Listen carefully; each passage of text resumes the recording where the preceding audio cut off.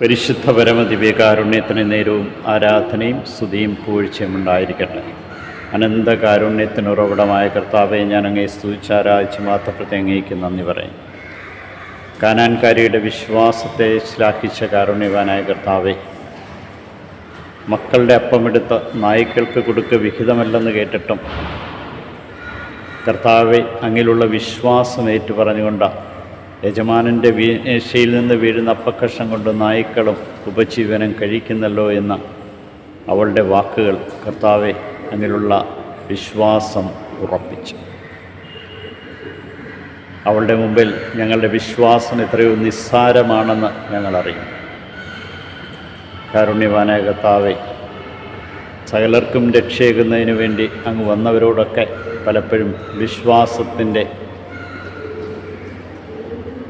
സ്വീകാര്യതയെക്കുറിച്ച് അന്വേഷിച്ചിരുന്നു. വിശ്വാസമുണ്ടോ എന്ന് ചോദിച്ചിരുന്നു. എനിക്കിത് ചെയ്യുവാൻ കഴിയുമോ എന്ന് ചോദിച്ചിരുന്നു.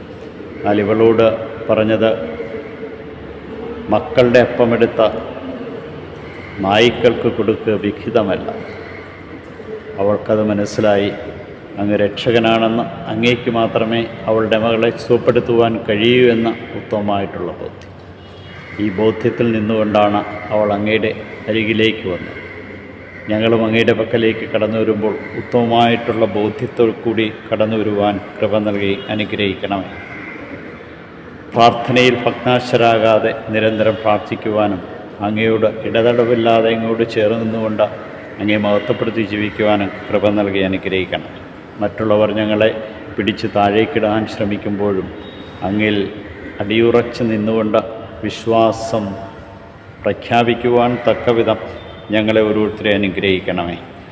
അങ്ങയുടെ സ്നേഹവും കരുണയും ഓർമ്മിപ്പിക്കുന്ന ഈ ദിനം കർത്താവെ, വിശ്വാസത്തോടും വിശ്വസ്തയോടും കൂടി ഞങ്ങളുടെ ജീവിതം നയിക്കുവാൻ ഞങ്ങളെ ഓരോരുത്തരെയും അനുഗ്രഹിക്കണം. ഈശോയെ നന്ദി, ഈശോയെ സ്തുതി, ഈശോ ആരാധന.